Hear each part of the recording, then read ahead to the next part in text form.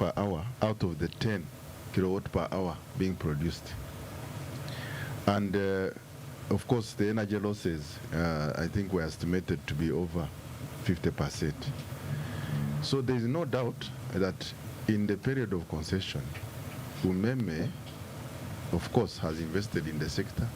They revamped the network at a very high cost, I should say, because Honorable Abdu here knows, and he's talked about it when we were discussing it in Parliament. The agreement could have been done a little bit, better, because the concession, we are paying a return on investment of 20%, very much like Ujagari, which is around 18-19%. In my opinion, of course, it's a rip-off, but like I've mentioned, we've come of age, because when you look at where we have come from as the energy sector, I remember as a young officer in customs when we had power blackouts and the government had to bring in the batteries by Agreco. Every week we were refunding almost 4 billion shillings to Agreco to just keep up, to stabilize power. And when the generation improved, Agreco packed their bags and went back to South Africa. And South Africa, where we picked these companies, the Agrecos and what, did not strategically take the same approach Uganda did of generating more power. And years down the line, right now, when you go to South Africa, they are in a lot of road shedding, despite the fact that we actually, they helped us to overcome our what. And I remember one time we had a meeting with we were in State House, and some of the colleagues in Ministry of Finance then were complaining to the president that, look, we should stop investing in generation because we have not done much in distribution and we are spending a lot of money. And the president looked at us and he says, I think you should, I'd rather have a problem of too much generated power than having less, because years down the line, our industries grew to over 8,000 factories. And I remember one of the steel factories alone needed more than 100 megawatts. So having power as a very key factor in production has helped us to promote investment. So Umeme did their part. We should not say that they did not invest. In 2005, when they took over, there was about 6,000 transformers. By the time, I think, when I looked at the Auditor General's report, 2022, we were talking of almost 14,000. 294,000 connected customers versus over to 2.6. So Umeme did their part. The issue is, at what cost? Could we have avoided it? Could we have done better? Could we have done better? I believe yes, because all these concessions, we've looked at them, Bujagari, this one, they were poorly handled. And let's look at the transmission component that remained in the hands of government, that never concessioned out. Yes. One can comfortably say that they have done an incredible job. Yeah, so now the transition comes. They have taken over 94% of the Umeme staff. But also we have seen, when Umeme came, their CEO, I think along the way they transitioned, and we have had the Ugandan CEO Celestine at the helm over the years. So you can say in terms of capacity building, maybe we have more sufficiently covered now in terms of capacity than then. So the question now also is... just to debunk something that Semuju keeps harping about, the staff at Umeme were former UEB staff. Please, Semuju Nganda. UEB stopped existing over 20 years ago. Someone who was working at UEB, one of them is your former colleague, Honorable Simon Dujanga, as CEO of UEB, cannot be in Umeme today. They have reached the retirement age. If you look at the organogram of Umeme, you don't find someone that is as old as 20 years. See, so what point are you making? I'm trying to say that the people there, when they came in, they took over the staff that were there. But those have since transitioned into new staff with new capabilities and greater training. So Simon, you wanted Juanga to still be working in that's what you seem to be claiming. So in terms of brought any staff from In terms South of, Africa. They just brought electricity- 2 managers. In terms of electricity efficiency distribution, the losses have been reduced almost below 20%. So UE this year is taking over a very mature baby with a lot of expectations from Ugandans. Unfortunately for them, they can't get away with anything now in this era, because every problem now, you see, even the Yaka transition, Ugandans are debating it. The name. So the name. So the people who are in, Anything, but just the name. yeah, the people who are in Yaka or this, light. UE But this you, year. but you'll be surprised. So- I mean, you are addressed the way you are addressed. Yes. A name is very important.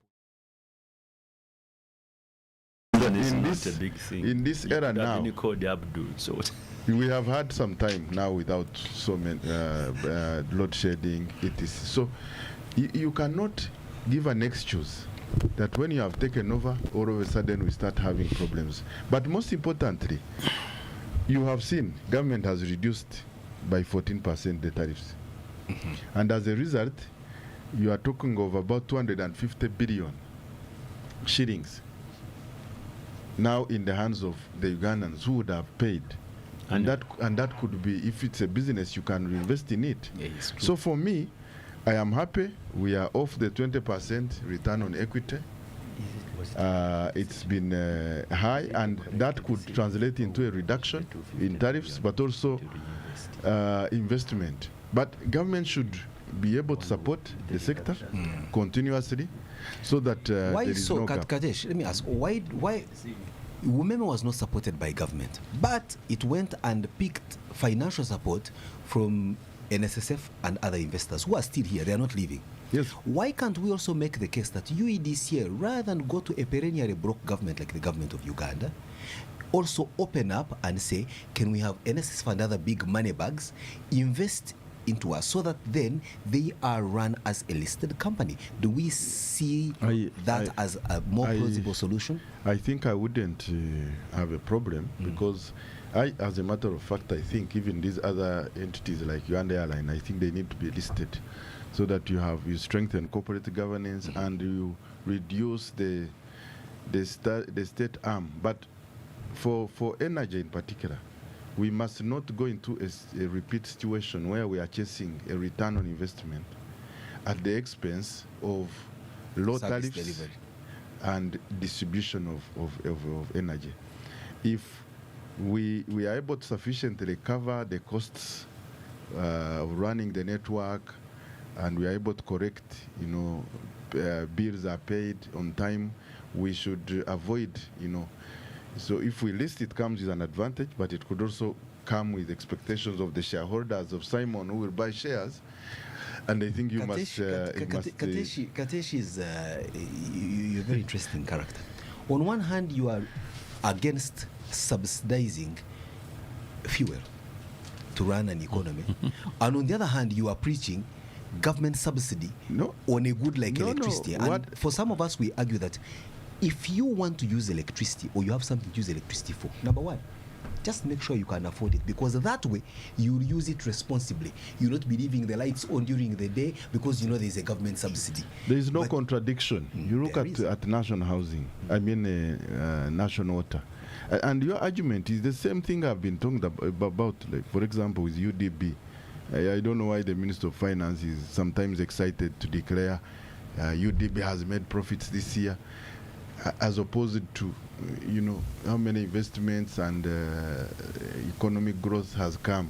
So Umeme, now this year, can it be able to break even out of the bills, the energy it is distributing? That's number one question. Number two, the investments in the network, in the equipment, if they need some money every year,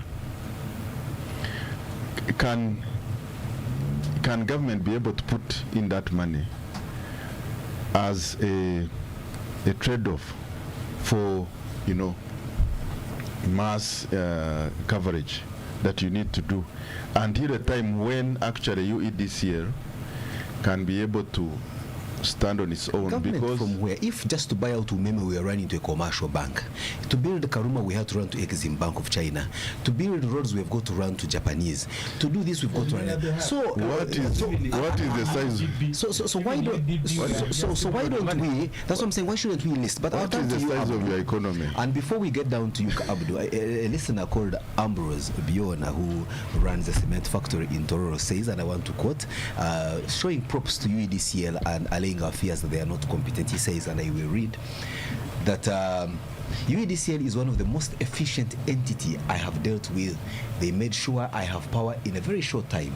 The guys there are true professional, and he sends me a newspaper cutting that has a headline: Government boosts Moroto Cement Factory with 35 megawatt power line. We hope that that's not an isolated case of what we call a flicker in the pan or a black swan event of competence, and that's going to be commonplace. You should give them a benefit of doubt. They are Ugandans, and if supported, they should be able to run. That is where we have always dropped the ball, giving a benefit of the doubt and justifying mediocrity because we are Ugandans. Please, if that's you why do we not, need you, Simon, to come into the tourism sector. thank you very much. So that if I don't deliver, you and be fired. able to deliver so that we can Hold me to the can highest hold you standard. to- yes, because I've seen you. You know, Simon, I was his boss in military school, and I know he's very capable.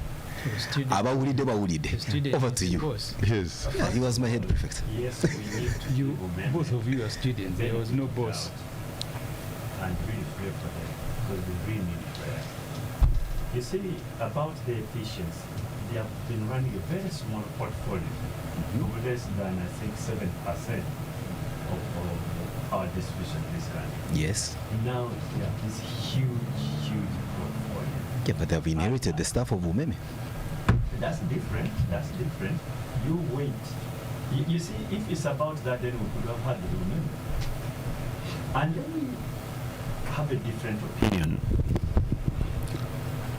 The biggest advantage you have when you import in private sector or private sector thinking is that they run this pure as business. True. The first thing UEDCL has done, which Katesh is supporting and I don't, was to reduce power tariff. And Katesh is saying now Ugandans have got 250 billion to spend it the way they wish. Thank you, Katesh. But I can tell you that is not business. If, for example, they had gotten that 250 billion and see how they reinvest that money in power expansion, especially when you still have almost 70% of young people without power, it would make business sense. Now we have, from the word go Simon, we have decided to be populist. We are celebrating the We are defeat now of women. being populist, and we are. You know, you have a company now which has transferred $110 million onto their books as a loan. 429 billion to be exact. Exactly. Now, how are we going to pay that? We need to be collecting from The tariff. tariffs and then pay off the loan.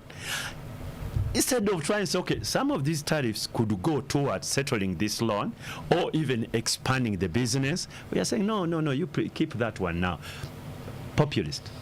Yes, you could be popular. People say now we are having cheap power, but power is, it is a It's an business ingredient commodity. for production. It's not a luxury. And you see, if you don't look at it that way, then you go back to the fall of, look here, that is why government is not a good businessman. Let us start from here. Was there a bad concession? We've all said it was. Was this concession illegal? No. It was actually very legal. More than legal. But the circumstances under which it was negotiated, we were in a very weak position to negotiate a better deal. Because nobody was interested in coming to do business in a And country. there are two reasons. That's not true. There are You two go and reasons. invest in It's DRC. not Okay, true. there are two There are reasons people there. why it was not. You know, we were in a desperate situation. We had these load sheddings and so on, and we didn't have money at that time to put in. Then CDC and ESCOM come in and say, by the way, we can pull some resources and put in. And to government at that time, it was offloading a bigger bill because we really needed to expand power and even efficiency because the load shedding was too much and the power losses were also too much. Yeah. And much as the Umeme concession was bad, really, we can't take the achievements. No, really, that would be unfair. They have really achieved, and can we maintain that as a public sector now managing Umeme? And that's when I ask you a question, Abdu. What's your support here? Because we don't have money as government of Uganda to keep putting into UEDCL per se. If you ask me, would you rather they also get listed and bring in that capital from people that have deeper pockets than the government of Uganda? Not now. They need first of all to settle first. How long should that take, you think? Well, that must be can only be a business decision, seeing how the government is doing, and the company itself, how is it going, and then you can attract people, because people to put in money, they must be sure. And the only reason why people would want to put in money if you list a UECDL is because women was doing well. That is the only reason, not because it is a UEDCL. So you want to take on the success of UEDL to attract other Of Umeme, to attract other investors. UEDCL. So that will depend on how they perform. But if, in my view, and well-considered view, if they continue moving the way they have started, we are in for problems. We are in for problems. How so? Because one, government, I'll give you an example. If government entities who are the biggest consumers of power have had problems of paying when it is Umeme, just imagine if it is UEDCL.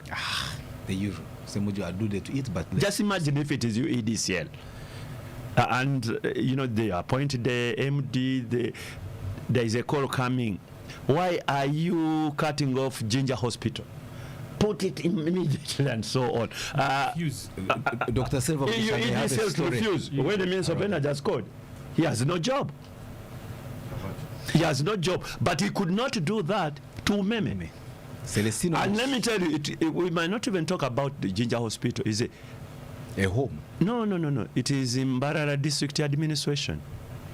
And the general calls, say, why are we not having power here? And they put it back. It's exactly. Or it could be Captura something or West Nile something. It's 25 minutes to the top of the hour, Abdu, and I think it's important that we earn some money here and then proceed with our conversation. But just set the stage going. We may have to transition into another conversation about the stability in our northern neighbor, South Sudan. So let's take a short break. When we return, let's move the conversation in that regard. Stay with us. It's the Capital Gang.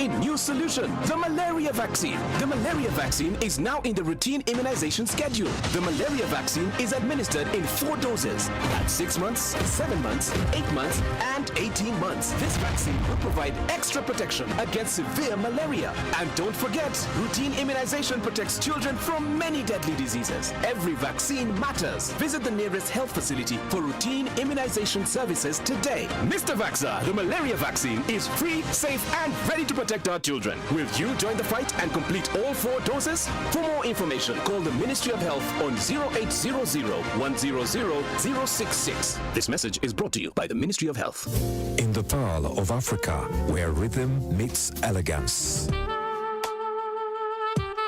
Get ready for a night of world-class jazz, unforgettable melodies, and pure sophistication. On May 10th at the Kampala Serena Hotel, experience the soulful magic of Grammy Award-winning Kakwalem, the long-awaited return of Uganda's own Isaiah Katumwa, and the rich electrifying sounds of Black Roots Academy of Soul. This is more than a festival. It's a celebration of music, culture, and timeless moments. Reserve your spot now. Tickets go at 300,000, Alibad 250,000, Platinum Table for 8 at 6 million. DFCU Jazz and the Pearl Festival. Every note tells a story. DFCU, going further together. DFCU Bank is regulated by the Bank of Uganda. Customer deposits are protected up to 10 million shillings. The Capital Gang on 91.3 Capital FM.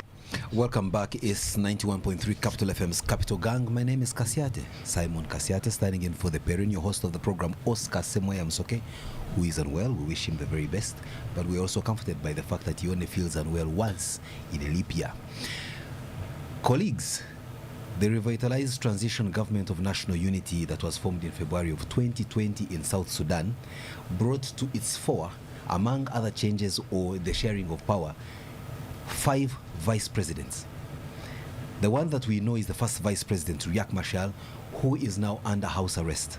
And for us in the news, we thought that the house arrest was last week, but according to reports, he claims he has actually been under house arrest for the last 7 years because he's not stepped his foot outside Juba. So, Riek Machar's woes began when he expressed interest to contest the 2013 presidential elections, and we have seen South Sudan spiraling down the path of political darkness. So much so that in February 2023, Pope Francis, Archbishop of Canterbury Justin Welby, and the moderator of the General Assembly of the Church of Scotland, Leanne Greenshields, went in an ecumenical effort to try and bring some level of sanity and peace to these warring factions. But all that seems to have fallen down to the ground. We saw President Museveni return from Juba yesterday, having had what he considered and has said were constructive conversations in that direction, and of course also added in the part of strengthening bilateral trade between us as neighbors. We also know that there's been a panel from the African Union of a group of people called the Panel of the Wise, also going there to try and ameliorate the situation. But questions abound. For the youngest nation in the world that South Sudan is. Before we used to blame it on Khartoum, as they pronounce it. Today, there's also not so much going on in Sudan, as it were. It's also darkness at noon. What exactly can we do more than what we have already done? We've deployed troops there. We have pacified the place. We have taken in refugees. We have provided development cooperation even when we are a poor country. We have tried to sit in meetings and sort out their issues. What more should be done, even under the ambit, not just as a neighbor Uganda, but as the East African Federation? Abdul. You know, the Honorable Hamson Oboa, then I think the current chief whip? Yeah, he was then a UCMP. He brought a motion to congratulate the government of South Sudan, the country South Sudan, on attaining independence. And I made some contribution during that debate. Bad manners of the neighbors. And it's like I was this person who knows what is going to happen. I used so many pessimistic words, but I also cautioned and advised citizens from South Sudan who had come to attend that session. One, I cautioned them that they are now taking over the reins of power, but they're not going to be the first country to do that, especially on this continent. Many countries have gone through many problems, and they should be a lesson to them. They should not think it's going to be a bed of roses.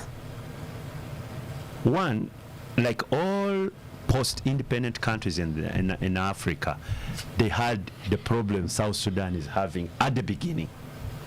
The problems of tribalism and sectarianism, bigger tribes against smaller tribes. Almost 70% of African countries on attainment of independence, they went through those problems. But I told them, you have an advantage that there is a history for you to learn from. These other African countries didn't have that history. I wish they'd listened. I told them there is a lot of bad manners which has been exhibited in these African countries. They should not take over those bad manners, including corruption. I wish they'd listened. Because whatever went through these African countries on attainment of independence is exactly what South Sudan is going through. Like there is no history for them to learn from.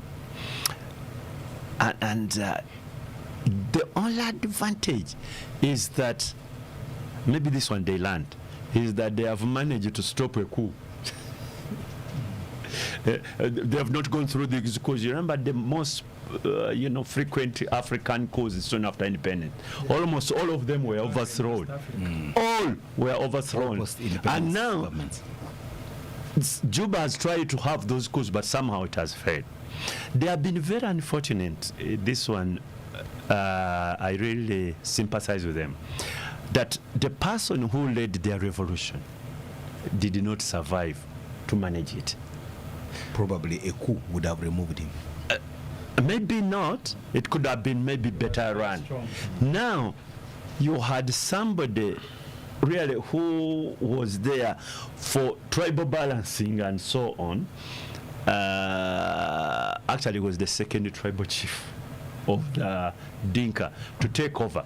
Literally not as a person who could have succeeded Garang. Garanga's shoes were too big for Salva Kiir. And the country is paying the price. We are now trying to help them manage their crisis. But there's now an accusation. It's like we are the ones managing trouble. We are trying to help them to manage their crisis, but we are now managing their crisis. But also accused of fomenting. That's why we are now the ones managing the crisis. However, if we don't help, what happens? Already, the number of refugees in Uganda from that country, we have reached our maximum. That's before you look at neighboring Kenya? Yeah, Congo and other places and so on. So if we don't get sort of involved, we certainly have to receive refugees, continue receiving refugees from South Sudan, and we can't manage it anymore.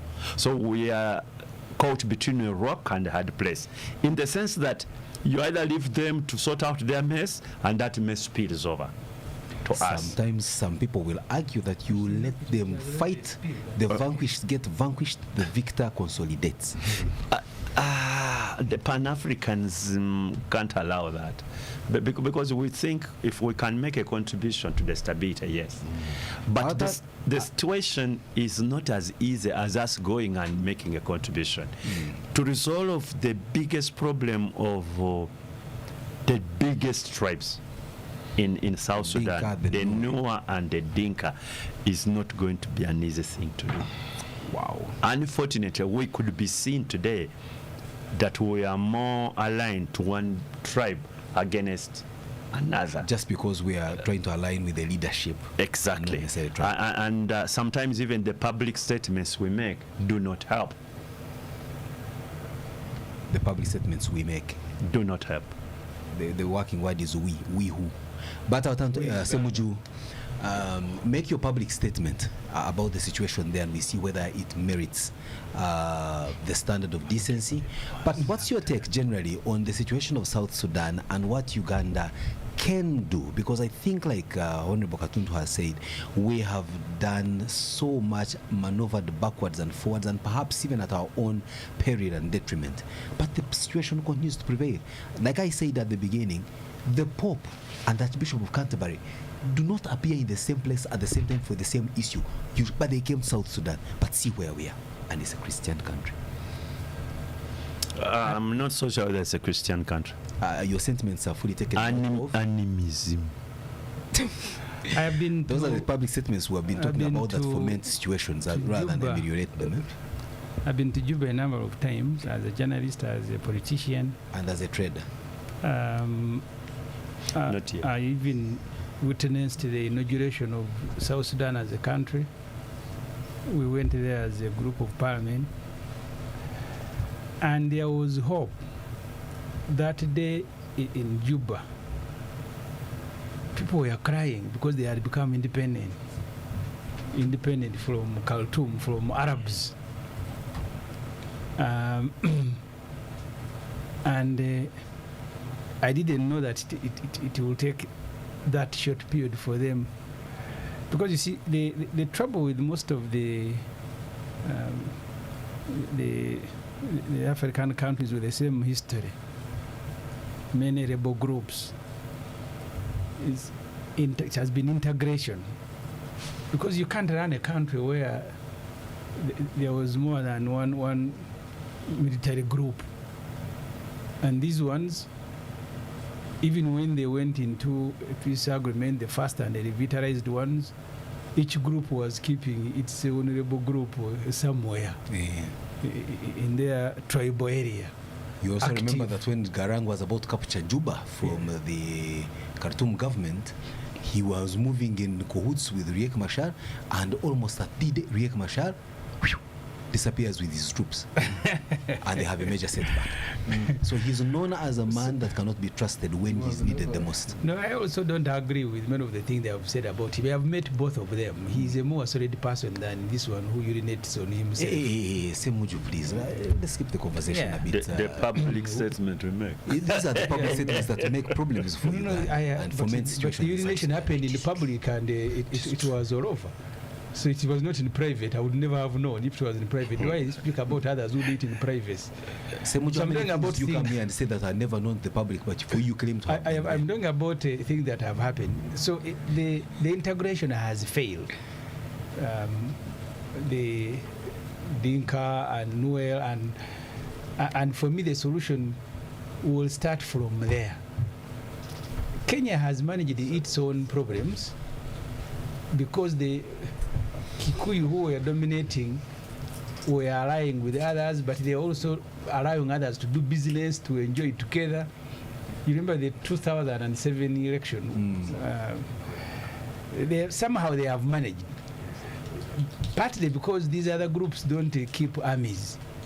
But if they're also keeping armies, the 2007 election, that country will have split maybe in two.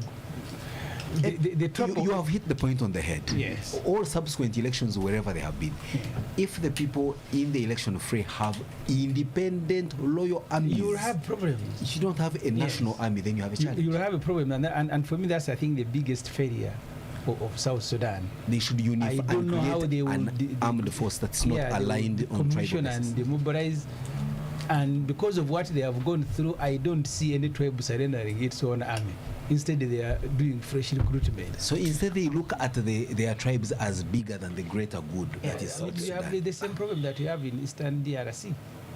That you have groups keeping armies. Each time there's a disagreement, they just keep worrying mobilize, and then the fighting begins. So Uganda has both economic and security interests in South Sudan. No doubt.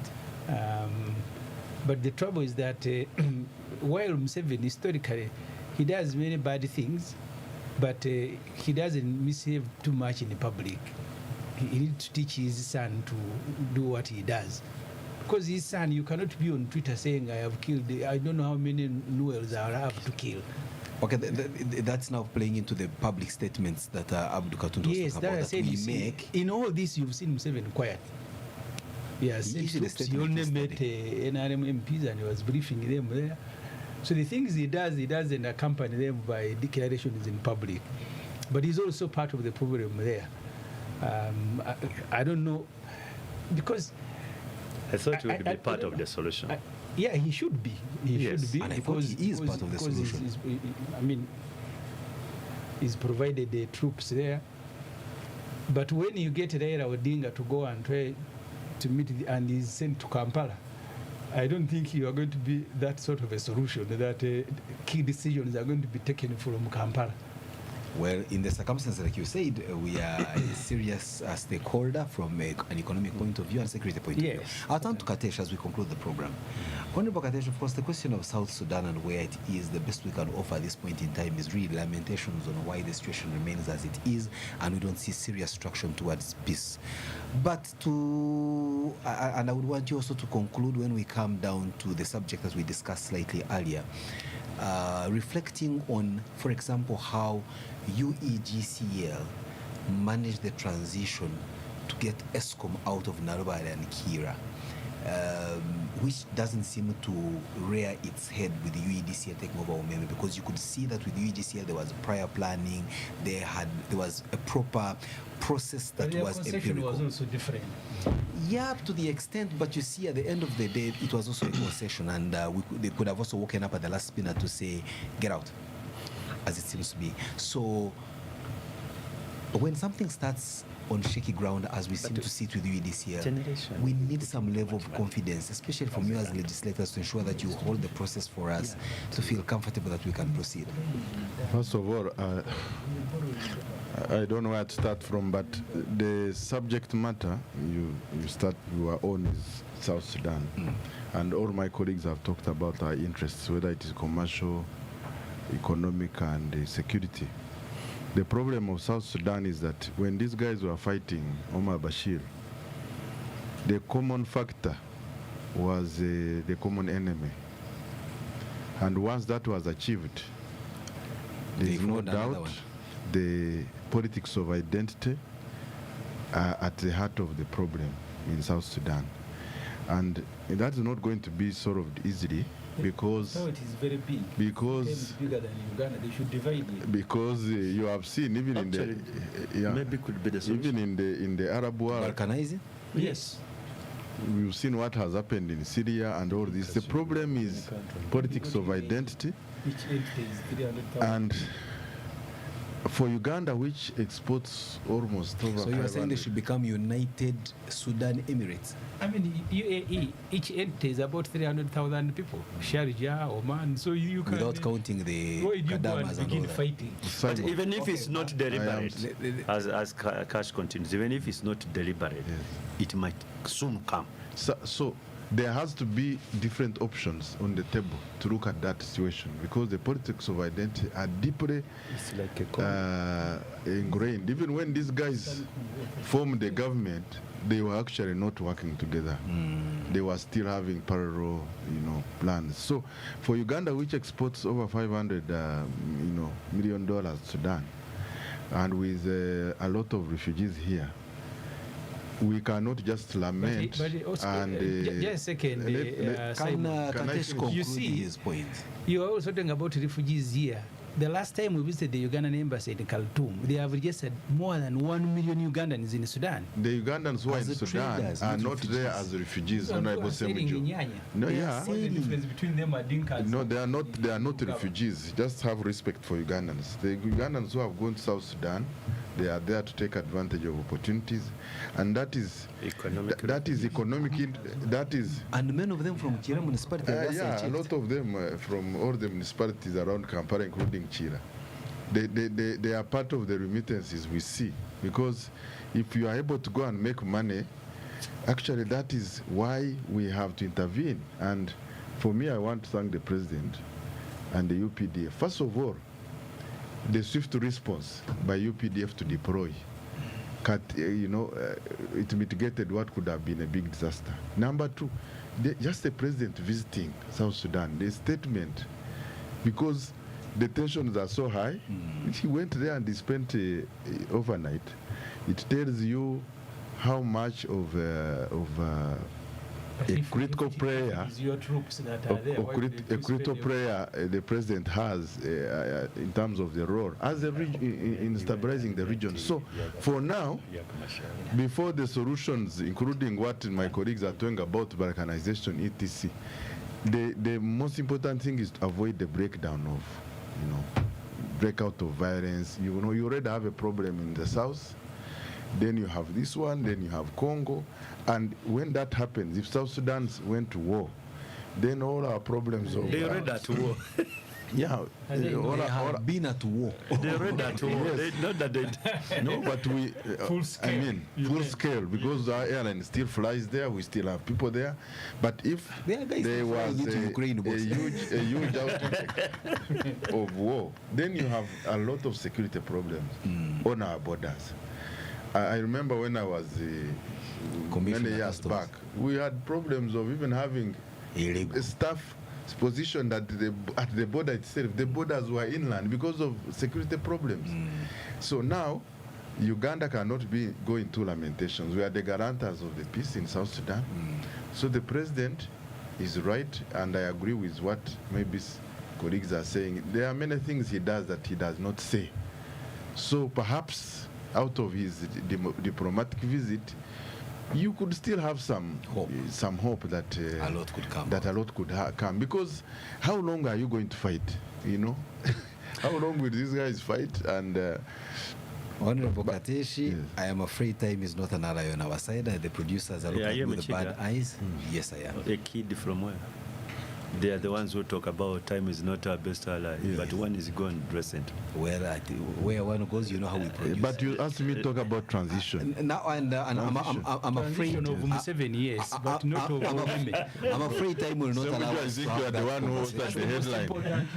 So maybe a wild card, food for thought. One would ask, how about Uganda's electricity distribution moves away from reliance on one sole distributor, and we act like other countries, like maybe Australia, where you have different other distributors, many of whom could even be private, but charged with efficiency and remittance of the money as should be.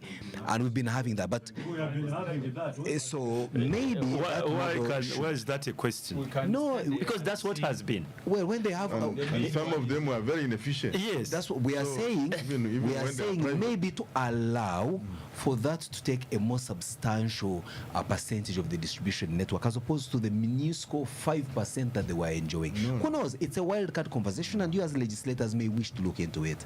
Otherwise, for you, our listeners who have listened to us throughout the program, we thank you. We can't be more grateful. And yes, the Capital Gang always coming to you every Saturday, 10 to midday. And for tonight, it's a wrap. Good day.